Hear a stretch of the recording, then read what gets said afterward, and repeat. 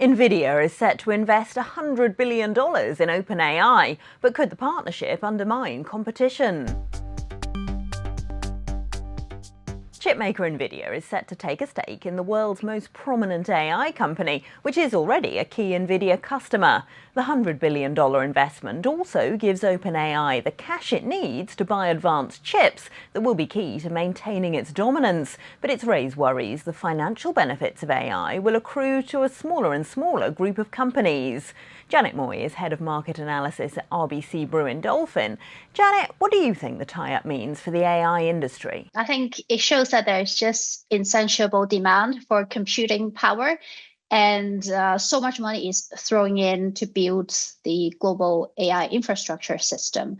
I think it's great for the global chip industry. Basically, I think eventually everybody can benefit from increasing computing power, therefore empowering better operation. But I also think that Nvidia is also tightening its grip on the AI ecosystem. So meaning that it wants to retain that dominant position for many years to come.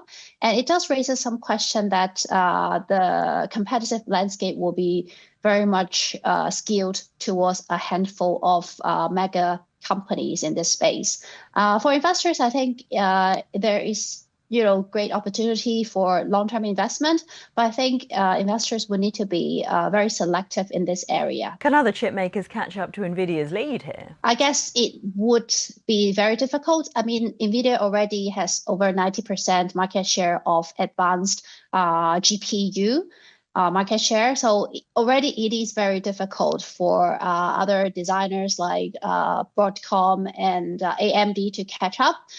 But I guess the thing is, it depends on how big the pie really is. The pie is definitely growing, and it's very huge apparently. So I guess the companies in this whole semiconductor ecosystem can eventually all grow.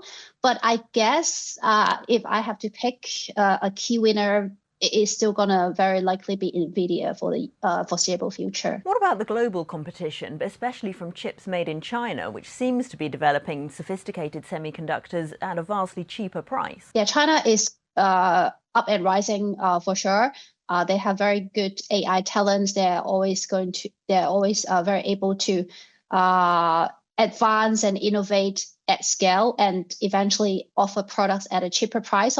So definitely there is going to be rising competition.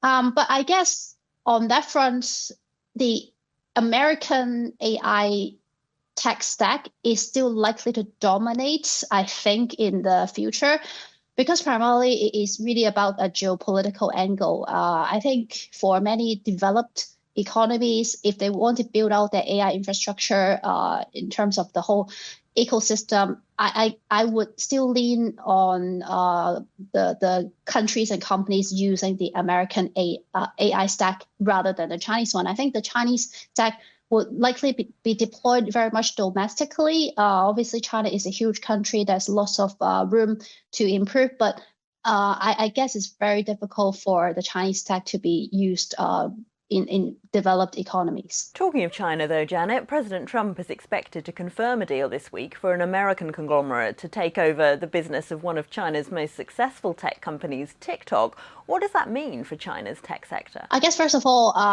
it's really an acknowledgement that the Chinese algorithm is really strong. It's been able to penetrate the social media landscape in US and other economies very well.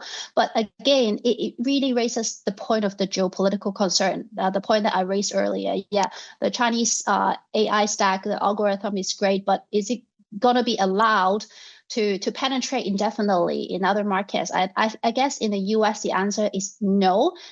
From this deal, we know that the US consortium, especially Oracle, is going to take over the algorithm. So Chinese software has no role to play in US anymore. I think that the stance is very clear. So I guess for Chinese companies, I guess the role to play would be self-sufficiency in the domestic market and perhaps exploring other markets like in emerging market. But I guess in the US, I think that the door is pretty much shut. That was Janet Moy of RBC Brewin Dolphin. Don't forget, you can watch more videos on Reuters.com.